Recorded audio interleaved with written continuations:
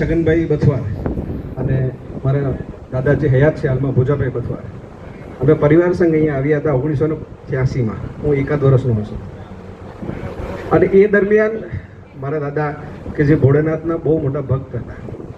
અમે નાનપણથી જોયા છે, સવાર સાંજ પૂજા કરતા. સવારે એમને હાથ ચડાવવા, સાંજે હાથ ચડાવવા, એમનો નિત્યક્રમ હતો. અમે નાના હતા ત્યારે સાયકલ લઈને એમના માટે પૂજા માટેના હાર લેવા જતા હતા, અને હજુ પણ યાદ છે. તો આ જે જીર્ણોદ્ધાર જે થયો છે, તો એમની જે પ્રતિષ્ઠા જે કરી, કદાચ એ વખતની પ્રાણ પ્રતિષ્ઠા એ મારા દાદા હસ્તક થઈ છે. તો આપણે મારા દાદા છગનભાઈને જરૂરથી યાદ કરીએ અને એમને આપણે શ્રદ્ધાંજલિ અર્પણ કરીએ. આ જે જીર્ણોદ્ધાર થયો છે તે અમારા દામજીભાઈના પરિવાર તરફથી થયો છે.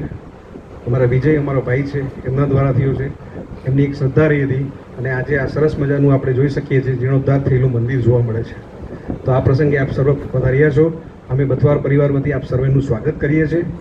એ સિવાય અહીંયા આપણા મહેમાનો પણ આવ્યા છે, કલાકારો આપણી વચ્ચે છે, તો આપણે દરેકનું સ્વાગત કરીશું.